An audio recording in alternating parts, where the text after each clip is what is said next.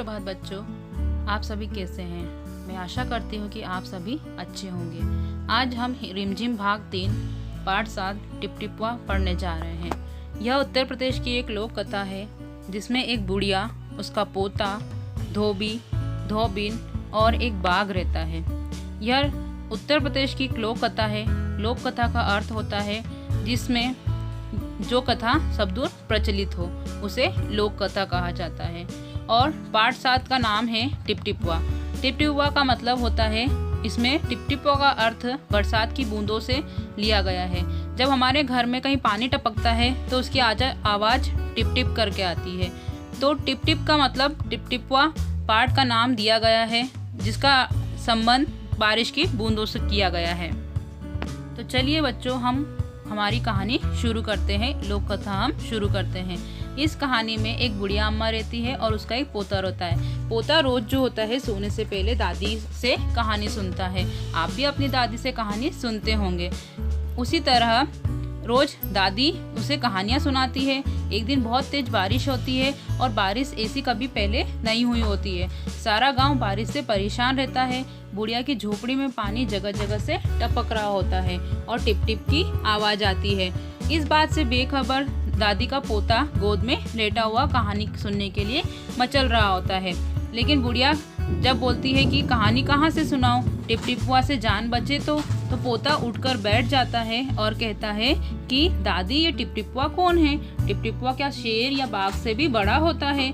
दादी छत से टपकते हुए पानी की तरफ देखती है और बोलती है कि हाँ बच्चा, टिपटिपुआ शेर और बाघ से भी बड़ा होता है। और इत्तेफाक से एक बाघ मुसीबत से बारिश से बचने के लिए झोपड़ी के पीछे बैठ जाता है। बेचारा बाघ बारिश से घबरा जाता है।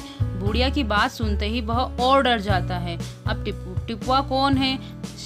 बाघ सोचता है कि ये टिपटिपुआ कौन है, कोई बड़ा जानवर तो नहीं। तभी तो बुढ़िया शेर और बाघ से ज्यादा टिपटिपुआ से डरती है। इससे पहले कि वह आकर मुझे हमला कर दे, वो वहाँ से भाग जाता है। बाघ ऐसा सोचकर झटपट वहाँ से भाग जाता है।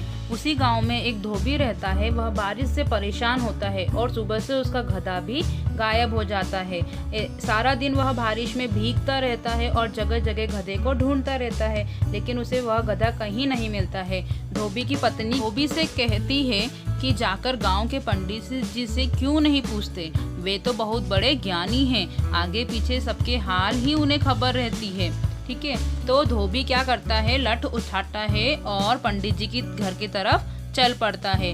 उसने देखा कि पंडित जी घर में जमा बारिश का पानी उलझ उलझ कर फेंक रहे हैं। भी पंडित जी से पूछता है, महाराज मेरा गधा सुबह से कहीं मिल नहीं रहा है, जरा पोथी बाँचकर बताइए वह कहाँ है। सुबह से पानी उलझते उलझते पंडित जी थक जाते हैं और धोबी की बात सुनते ही जोर से बोल पड़ते हैं, मेरी पोथी में तेरे गधे का पता ठिकाना लिखा है क्या? जो आ गया मुझसे पूछने, जाकर कहीं उसे ढूंढ गड्ढे पोखर में। और पंडित जी लगे फिर से पानी उलझने। धोबी वहां से चल दिया। धोबी चलते चलते एक तालाब के पास पहुंचता है। तालाब के किनारे ऊंची ऊंची घास उग रही होती है। धोबी घास में गधे को ढूंढने लगता है और किस्मत का मारा बेचारा बाघ टिपटिपुआ के डर से वहीं घास में छिपा हुआ बैठा रहता है। धोबी को लगा कि वह उसका ही गधा है। उसने आओ देखता है, नताओ देखता है और बाघ पर मोटा डंडा बरसा देता है और बेचारा बाघ हमले से एकदम घबरा जाता है। बाघ मन ही मन सोचता है कि लगता है यह वही टिपटिपुआ है, आखिर इसने मुझे ढूंढ ही लिया। अब अपनी जान बचाना है तो चुपचाप ये जैसा बोलता है इसे करते जाओ। आज तो तूने बहुत परेशान किया, मार मार कर मैं तेरा कचूमर निकाल दूंगा। ऐसा धोबी कहकर बाघ का कान पकड़ा और उसे खींचता हुआ घर की तरफ चल दिया। बाघ बिना चू चपट किए भीगी बिल्ली बनकर धोबी के पीछे पीछे चल देता है। घर पहुंचकर धोबी ने बाघ को खूंटे से बांध देता है और सो जाता है। सुबह जब गांव वालों ने धोबी के घर के बाहर खूंटे से बाघ को बंधा देखा तो उनकी आंखें खुली की खुली रह गई। तो बच्चों, ये हमारे उत्तर प्रदेश की लोक कथा थी जिसे गिरिजा रानी अस्थाना द्वारा लिखा गया है। इस लोक कथा को आप अपनी किताब से पढ़िए और अच्छे से समझिए, आपको बहुत मज़ा आएगा। तो यहाँ हमारा पाठ 7 टिप टिपुआ ख़त्म होता है। धन्यवाद।